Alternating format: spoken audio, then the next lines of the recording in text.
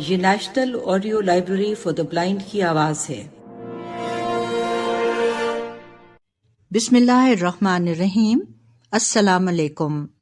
آپ سن رہے ہیں کتاب حماقتیں، تحریر شفیق الرحمان، آواز تحسین شفقت۔ مضمون نمبر 3، تعویذ۔ 4 بجے شیطان چائے پینے آئے۔ جب ہم پی کر باہر نکلے تو دفعتاً انہیں محسوس ہوا کہ چائے ٹھنڈی تھی، چنانچہ ہم ان کے ہاسٹل گئے، وہاں کھولتی ہوئی چائے پی گئی، لیکن وہ مطمئن نہ ہوئے، منہ بنا کر بولے کہ یہ چائے بھی نامکمل رہی کیونکہ اس کے ساتھ لوازمات نہیں تھے۔ طے یہ ہوا کہ کسی کیفے میں جا کر باقاعدہ چائے پی جائے۔ مصیبت یہ ہے کہ شیطان کو ہر وقت چھہاس لگی رہتی ہے، اور وہ ان لوگوں میں سے ہیں جنہیں دن میں 2 مرتبہ قیامت کا سامنا کرنا پڑتا ہے۔ ایک تو جب صبح 9-10 بجے اٹھتے ہیں تو ان کے سامنے دنیا اندھیر ہوتی ہے اور وہ سوچتے ہیں منحصر مرنے پہ ہو جس کی امید، لیکن چائے کی چند پیالیوں کے بعد انہیں یکایک پتہ چلتا ہے کہ ابھی عشق کے امتحان اور بھی ہیں۔ یہی تماشا 4 بجے چائے کے وقت ہوا۔ 3:30 بجے زندگی سے بیزار ہوتے ہیں اور 4:30 بجے ان جیسا مسخرہ ملنا محال ہو جاتا ہے۔ اگر وہ چائے کی دریافت سے پہلے اس دنیا میں ہوتے تو خدا جانے ان کا کیا حال ہوتا۔ ہم سائیکلوں پر ٹہلتے ٹہلتے کیفے میں پہنچے جہاں ہمیں اکثر بڈی ملا کرتا تھا۔ اندر جا کے دیکھا تو سب کچھ سنسان پڑا تھا۔ ایک کونے میں ایک نحیف و نزار نوجوان بیٹھا چائے پی رہا تھا۔ ہم اس کے قریب جا بیٹھے۔ ہماری طرف اس کی پشت تھی۔ سسکیوں کی آواز نے ہمیں چونکا دیا۔ وہ سپڑ سپڑ رو رہا تھا۔ چہرے سے پھسلتے ہوئے آنسو سینڈوچز، کیک کے ٹکڑوں اور چائے کی پیالی میں ٹپ ٹپ گر رہے تھے۔ غور سے دیکھتے ہیں تو یہ امجد تھا۔ امجد ہمارا پرانا دوست جو مدت سے لاپتہ تھا۔ ہم اس کی میز پر جا بیٹھے۔ بسور کر اس نے الیکس لیک کی اور پھر رونے میں مصروف ہو گیا۔ شیطان بولے، دیکھیے مولانا روم، اگر آپ سینڈوچز یا چائے کے سلسلے میں رو رہے ہیں تو بہتر یہی ہوگا کہ کم از کم یہاں سب کے سامنے نہ روئیں، کیونکہ جس شخص نے یہ چیزیں تیار کی ہیں وہ سامنے کھڑا دیکھ رہا ہے اور وہ بے حد حساس اور جذباتی ہے، اسے شدید اذیت پہنچے گی۔ لیکن امجد بدستور مصروف رہا۔ شیطان نے پوچھا، خان بہادر صاحب کا کیا حال ہے؟ کون خان بہادر صاحب؟ امجد نے برا منہ بنایا۔ کون سے خان بہادر کا ذکر کر رہے ہیں؟ اوہو، ہم نے بتیری کوشش کی کہ اس نالائق سے باتیں کریں لیکن کچھ نہ بنا۔ اتنے میں بڈی آ گیا۔ ہم نے لگاتار روتے ہوئے امجد کا تعارف لگاتار ہنستے ہوئے بڈی سے کروا لیا۔ اب بڑی سنجیدگی سے وجہ پوچھی گئی اور امجد نے بتایا کہ اس کی صحت روز بروز گرتی جا رہی ہے، بلکہ بالکل ہی گر گئی ہے۔ اس کی آنکھوں کے سامنے کبھی تارے ناچتے ہیں اور کبھی اندھیرا چھایا رہتا ہے۔ وہ اپنے آخری امتحان میں مدت سے فیل ہو رہا ہے، لگاتار فیل ہو رہا ہے، مگر محنت کرے اور پرچے اچھے ہو جائیں تب بھی فیل ہو جاتا ہے، اور اگر پرچے خراب ہو جائیں تب بھی۔ اس کی قسمت ہمیشہ اسے دھوکہ دیتی ہے۔ وہ کسی پر عاشق بھی ہے۔ محبوب نے پہلے تو سب کچھ کہہ سن لیا اور بعد میں بڑے مزے سے اسے ڈبل کراس کر دیا۔ آج کل محبوب بالکل خاموش ہے۔ ان کے ہاں آنا جانا بھی مدت سے بند ہے، کیونکہ ان کے ہاں ایک بے حد بھاری بھرکم اور خونخوار کتا کہیں سے منگایا گیا ہے جو امجد کو بالکل پسند نہیں کرتا بلکہ اس سے خفا رہتا ہے۔ محبوب کے ہاں ایک اور صاحب کی آمد و رفت بھی شروع ہو گئی ہے جو شاید رقیب روسیہ بننے والے ہیں۔ محبوب کے ابا امجد کو یوں ہی سا بیکار لڑکا سمجھتے ہیں اور انہوں نے شادی سے انکار کر دیا ہے کیونکہ امجد کچھ نہیں کماتا۔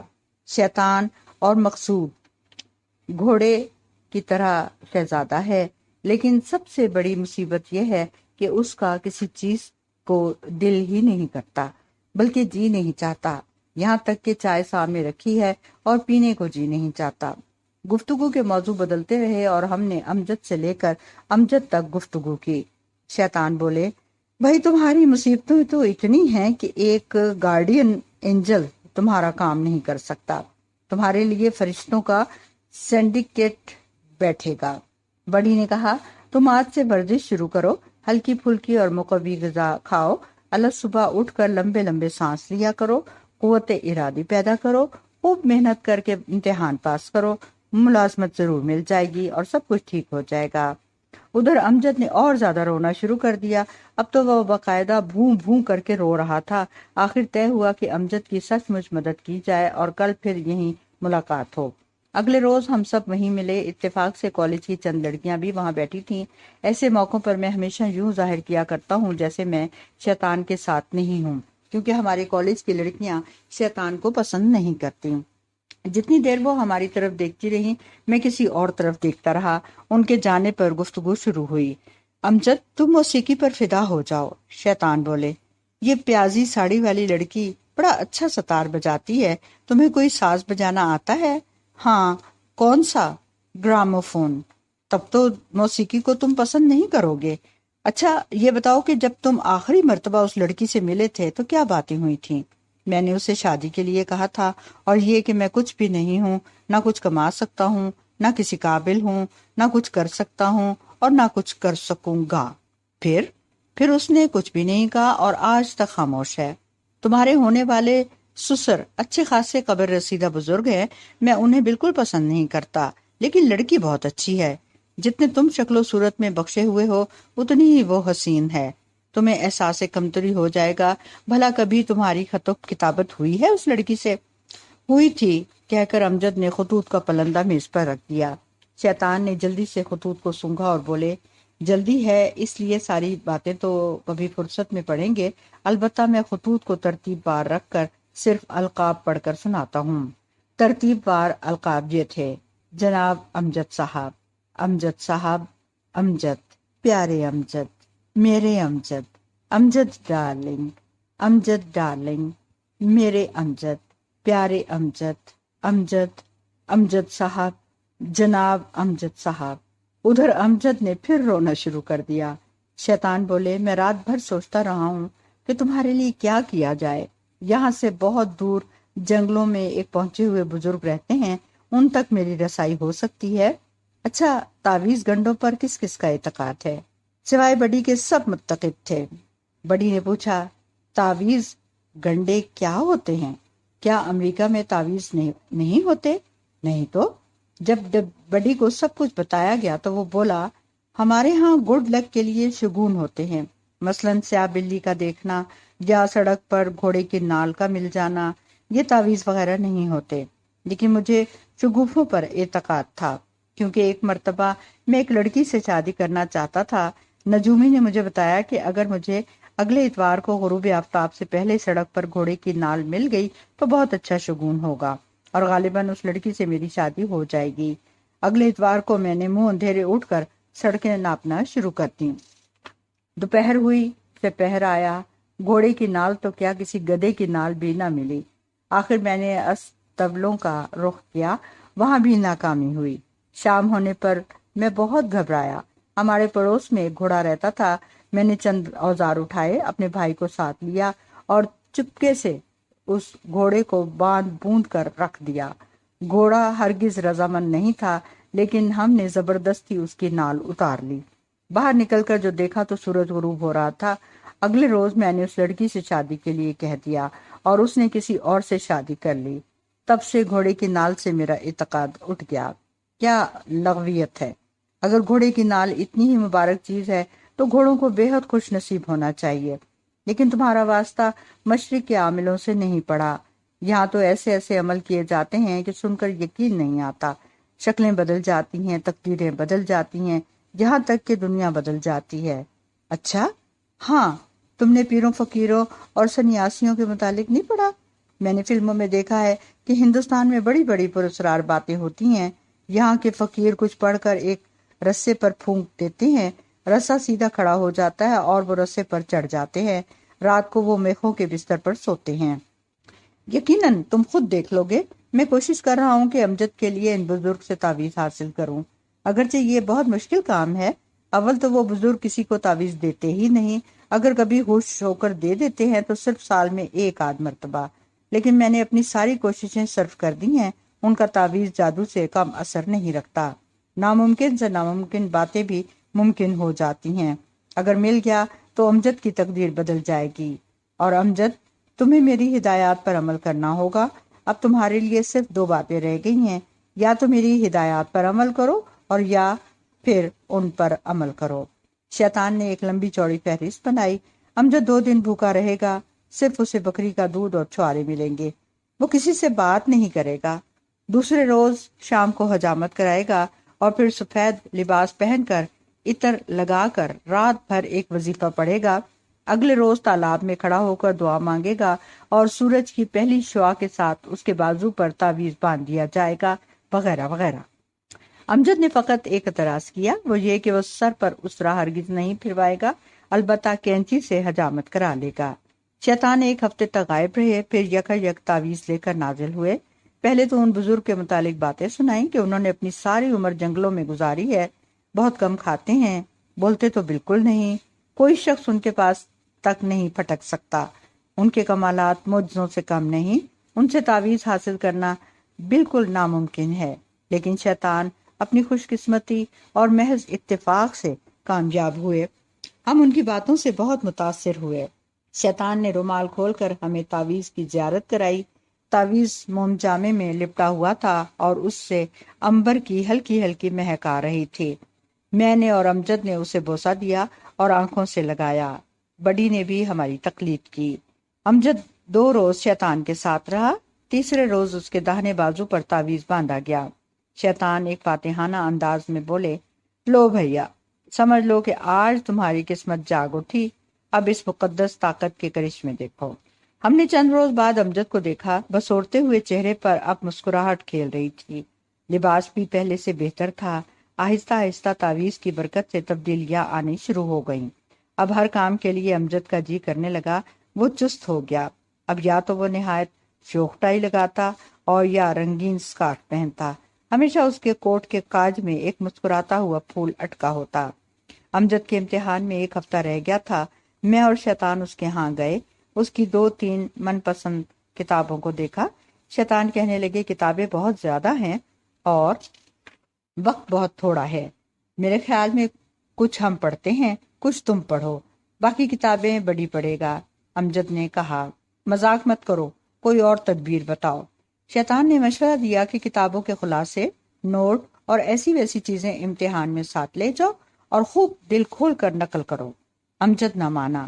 شیطان بولے، ارے میاں، ایسا تعویذ بازو پر بندھا ہے کہ نقل تو نقل، اگر کوئی سنگین ترین جرم بھی کر آؤ تب بھی پتہ نہ چلے، اس کا سایہ ہمیشہ تمہارے سر پر رہے گا۔ غرضے کے امجد کی خوب ہمت بندھائی گئی اور اس نے امتحان میں خوب نقل کی، لہذا پرچے نہایت اچھے ہوئے۔ نتیجہ نکلا تو امجد اول آیا۔ اب تعویذ پر ریشمی غلاف چڑھایا گیا۔ بڑی نے تعویذ کو کئی مرتبہ چوما۔ میرا جی بری طرح چاہ رہا تھا کہ ایک ایسا ہی تعویذ مجھے بھی مل جائے۔ اب سوال ملازمت کا تھا۔ ایک جگہ درخواست تو دی تھی، لیکن امید کسی کو بھی نہ تھی۔ کچھ دنوں بعد بورڈ کے سامنے انٹرویو تھا۔ بورڈ کے صدر نزدیک ہی رہتے تھے۔ شیطان نے امجد کو مشورہ دیا کہ اگر تم صدر صاحب کے سامنے کئی مرتبہ جاؤ تو تعویذ کی برکت سے وہ اس قدر متاثر ہوں گے کہ فوراً منتخب کر لیں گے۔ امجد نے اگلے روز سے ان کا تعاقب شروع کر دیا۔ ان کے گھر گیا۔ انہوں نے صاف کہہ دیا کہ وہ ملازمت کے سلسلے میں کوئی گفتگو نہیں کرنا چاہتے، جو کچھ ہوگا انٹرویو کے وقت سنا دیا جائے گا۔ امجد منہ لٹکائے واپس آیا۔ شیطان نے ڈانٹا کہ پھر یہ تعویذ کس واسطے باندھ رہے ہو، پیچھا مت چھوڑو ان کا۔ اگلے روز امجد پھر ان کی کوٹھی پر جا کھڑا ہوا۔ 10 بجے وہ دفتر گئے، یہ ساتھ گیا۔ 4 بجے واپس آئے، یہ ساتھ واپس آیا۔ کلب گئے، رات کو پکچر گئے۔ امجد سائے کی طرح ساتھ رہا۔ اگلے روز وہ شاپنگ کے لیے گئے، امجد بھی شاپنگ کے لیے گیا۔ وہ اسٹیشن پر کسی سے ملنے گئے، امجد بھی گیا۔ غرضے کے بازار، ڈاک خانے، کیفے، سینما، باغ اور جہاں بھی وہ جاتے یہ ساتھ جاتا، یہاں تک کہ وہ 50-60 میل دور ایک جگہ گئے، امجد بھی 50-60 میل دور اسی جگہ گیا۔ انہوں نے بتیرا کہا کہ میں وعدہ کرتا ہوں کہ انٹرویو میں تمہیں ضرور ساتھ رکھوں گا اور تمہارا خیال رکھوں گا، لیکن شیطان کی ہدایت کے مطابق امجد بولا کہ وہ وعدہ نہیں، ابھی لے لیجئے۔ انہوں نے اسے دھمکایا، چمکایا بھی، لیکن اس پر کوئی اثر نہ ہوا۔ کہنے لگا، میں ساری عمر اسی طرح آپ کے ساتھ رہوں گا۔ آخر وہ اس قدر تنگ آئے کہ انہوں نے امجد کو منتخب کر لیا۔ اس کامیابی پر ایک زبردست دعوت ہوئی۔ تعویذ پر ایک پیتل کا پول چڑھایا گیا اور ہر وقت اسے معطر رکھا جاتا۔ شیطان کی معرفت ان بزرگ کے لیے کچھ نذرانہ بھی بھیجا گیا۔ جسے انہوں نے بمشکل قبول کیا۔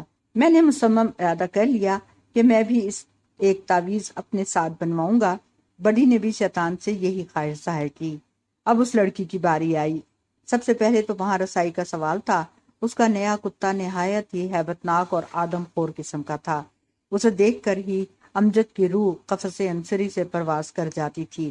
بڑی نے مشورہ دیا کہ کچھ کھلا پلا دیا جائے جس سے وہ انا للہ ہو جائے، لیکن وہ کتا کچھ ایسا بوزاوا ذہنیت کا واقع ہوا تھا کہ ایسی ویسی چیزوں کو سونگتا تک نہیں تھا۔ شیطان نے ایک موٹا سا ڈنڈا امجد کو دیا اور کہا کہ اسے ہاتھ میں لے کر جاؤ اور مار مار کر کتے کا بھرتا بنا دو۔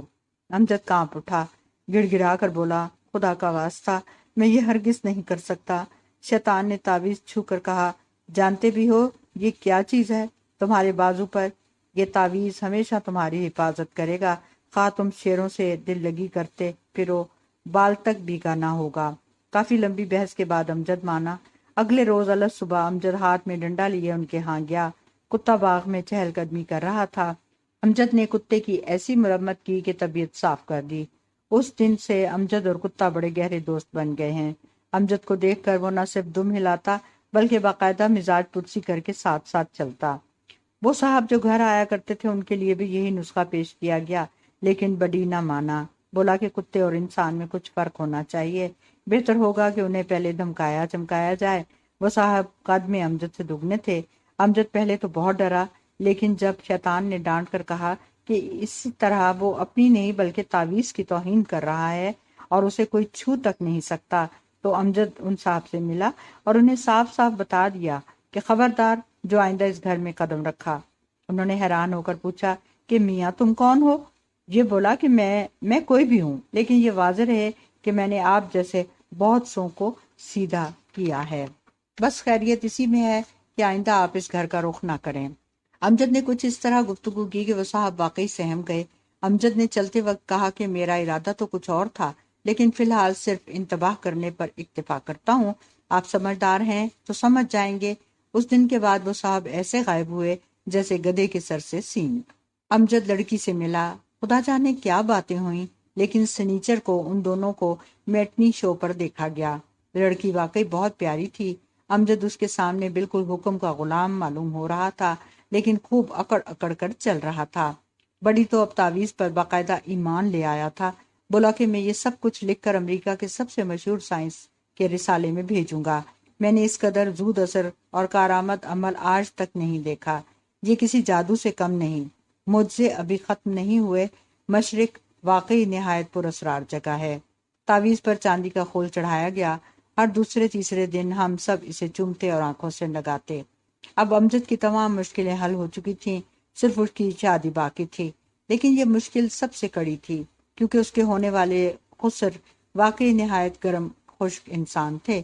امجد نے کئی مرتبہ پیغام بھجوایا، لیکن ہر مرتبہ پیغام واپس لوٹا دیا گیا۔ شیطان نے امجد کو یقین دلایا کہ اس تعویذ کے سامنے وہ بزرگ تو کیا ان کے فرشتے بھی سر جھکائیں گے۔ تم آج ہی ان سے ملو اور بغیر کسی تمہید کے ان سے سب کچھ کہہ ڈالو۔ امجد نے یہی کہا۔ بزرگ نے ملاقات کی وجہ پوچھی۔ امجد نے صاف صاف کہہ دیا کہ قبلہ، میں آپ کا آنرری فرزند بننا چاہتا ہوں اور آپ کی دختر نیک اختر سے عقد کا خواہش مند ہوں۔ اس مرتبہ آپ ہرگز انکار نہیں کر سکتے۔ اگر آپ بحث کرنا چاہتے ہیں تو بسم اللہ۔ پہلے آپ کو میرے شہزادے پن پر اعتراض تھا، سو اب یہ خاکسار باقاعدہ ملازم ہے۔ اگرچہ تنخواہ صرف 250 روپے ماہوار ہے، لیکن اوپر کی آمدنی کافی ہے۔ مانا کہ یہ بہت زیادہ نہیں، لیکن گستاخی معاف۔ جب آپ کی شادی ہوئی تھی تب آپ کیا کماتے تھے اور تب آپ کے کیا خیالات تھے، خصوصاً اپنے خسر صاحب کے متعلق؟ یقیناً آپ میری طرح ہوں گے۔ پھر شروع میں 250 روپے اتنی بری تنخواہ نہیں ہے، جبکہ اوپر کی آمدنی بھی شامل ہو۔ شاید آپ یہ فرمائیں گے کہ آپ اپنے رشتہ داروں سے اس سلسلے میں دریافت کرنا چاہتے ہیں، سو یہ بالکل غلط ہے۔ میں نے اپنے کسی رشتہ دار سے نہیں پوچھا، اور پھر رشتہ دار بالکل الٹے سیدھے مشورے دیں گے۔ یہ ایک ذاتی معاملہ ہے، اس میں کسی اور کا دخل نہیں ہونا چاہیے۔ آج آپ کو ہاں کرنی ہوگی۔ اسی طرح امجد نے وہ داہنے اور بائیں ہاتھ دیے کہ ان بزرگ کو ہتھیار ڈالنے پر پڑے اور ہاں کرنی پڑی۔ اسی شام کو ایک بھاری جشن منعقد ہوا۔ تعویذ پر سونے کا خول چڑھا دیا گیا۔ شیطان کی معرفت ان پہنچے ہوئے بزرگ کو نذرانہ بھیجا گیا۔ میں نے اور بڑی نے شیطان کی بڑی منتیں کی، کس طرح ایک ایک تعویذ ہمارے بھی لیے لا دو تاکہ ہمارے بھی دن پھر جائیں۔ شیطان نے وعدہ کیا کہ وہ کوشش کریں گے۔ ہم تقریباً ہر روز تعویذ کو آنکھوں سے اور دل سے لگاتے۔ میں اور بڑی کیفے میں بیٹھے امجد اور مسز امجد کا انتظار کر رہے تھے۔ ہم بڑے مسرور تھے کیونکہ شام کو شیطان نے تعویذ لانے کا وعدہ کیا تھا۔ ہم دونوں دل ہی دل میں اپنے مستقبل کے متعلق پروگرام بنا رہے تھے کہ امجد اور مسز امجد آ پہنچے۔ آج امجد ایک ایسا دلیر، نڈر اور بے پرواہ انسان نظر آ رہا تھا جس کی آنکھوں میں چمک تھی، جس کے دل میں امنگیں تھیں اور جس نے ایک بہت اچھا سوٹ پہن رکھا تھا۔ باتوں باتوں میں اس شام کا بھی ذکر ہوا جب امجد کو ہم نے اسی جگہ روتے پیٹتے دیکھا تھا، مسز امجد کے فراق میں۔ صرف چند مہینوں میں کیا سے کیا ہو گیا، صرف ایک مقدس عمل کی بدولت، اس تعویذ کی برکت سے جو امجد کے بازو پر بندھا ہوا تھا۔ شیطان نے بھی دوستی کا حق ادا کر دیا تھا۔ نہ جانے کن کن مصیبتوں کے بعد یہ تعویذ دستیاب ہوا ہوگا۔ آج امجد کے پاس یہ تعویذ اگر نہ ہوتا تو غالباً وہ بھی یہیں بیٹھا سینڈوچز اور کیک کے ٹکڑوں پر آنسو بہا رہا ہوتا۔ اب ہمیں بھی ایسے ہی تعویذ ملیں گے۔ ہمیں اپنے اوپر رشک آنے لگا۔ بار بار ہم دروازے کی طرف دیکھ رہے تھے، شیطان کے انتظار میں۔ بڑی نے تعویذ کی زیارت کرنی چاہی۔ امجد نے نہایت حفاظت سے تعویذ اتارا اور بڑی کی ہتھیلی پر رکھ دیا۔ بڑی نے اسے چوما، آنکھوں سے لگایا اور پوچھا، بھلا تعویذوں میں کیا لکھا ہوتا ہے؟ ہم نے کہا کہ عبارت ہوتی ہے۔ بڑی سمجھ نہ سکا۔ اسے بتایا گیا کہ مقدس الفاظ ہوتے ہیں اور ایک خاص ترتیب سے لکھے جاتے ہیں۔ اس نے پوچھا کہ بھلا اس تعویذ میں کون سے الفاظ ہیں؟ ہم نے لا علمی ظاہر کی۔ بڑی کہنے لگا، کیوں نہ اسے کھول کر دیکھیں؟ امجد بولا، ہرگز نہیں، اس طرح بے ادبی ہوتی ہے۔ میں نے بھی کہا کہ گناہ ہوگا، لیکن بڑی نہ مانا۔ بولا، مجھے بڑا اشتیاق ہے، سارا گناہ میرے ذمہ رہا۔ میں نہایت ادب سے اسے کھولوں گا اور الفاظ دیکھ کر بالکل اسی طرح بند کر دوں گا، پھر تم اسے بازو پر باندھ لینا۔ میں بھی سوچنے لگا، بھلا دیکھیں تو صحیح وہ کون سے الفاظ ہیں جنہوں نے جادو کی طرح اثر دکھایا۔ میں نے بڑی کا ساتھ دیا۔ امجد کہنے لگا کہ کھولنے سے تعویذ کی تاثیر جاتی رہے گی۔ بڑی بولا، بھائی سچ پوچھو تو اب اس تعویذ نے اپنا کام کر دیا ہے، اب تمہیں مزید کسی تاثیر کی ضرورت نہیں ہے۔ ہم نے مسز امجد سے پوچھا کہ انہوں نے اجازت دے دی۔ آخر امجد بھی مان گیا، اس شرط پر کہ اگر کوئی گناہ ہوا تو بڑی کے سر پر ہوگا۔ بڑی نے بڑی حفاظت سے خول کھولا، تعویذ نکالا، پھر آہستہ آہستہ موم جامہ کھولنے لگا۔ میری آنکھوں کے سامنے پہنچے ہوئے بزرگوں کے نورانی چہرے، فقیروں کے مزار، سبز غلاف، پھولوں کے ہار، جلتے ہوئے چراغ، مزاروں کے گنبد اور خانقاہیں پھرنے لگی، جیسے عنبر اور لوبان کی خوشبو سے سب کچھ مہک اٹھا اور پاکیزہ روحیں ہمارے گرد منڈلانے لگی۔ فرشتوں کے پروں کی پھڑپڑاہٹ سنائی دینے لگی۔ ماحول کچھ ایسا مقدس سا ہو گیا تھا کہ میرا دل دھڑکنے لگا، ہونٹ خشک ہو گئے۔ بڑی نے تعویذ کا کاغذ کھولا اور پڑھنے لگا۔ میں رہ نہ سکا، بڑی بے صبری سے کاغذ چھین لیا۔ کاغذ پر شیطان کی مخصوص طرز تحریر میں یہ مصرع لکھا تھا، آیا کرو ادھر بھی میری جاں کبھی کبھی۔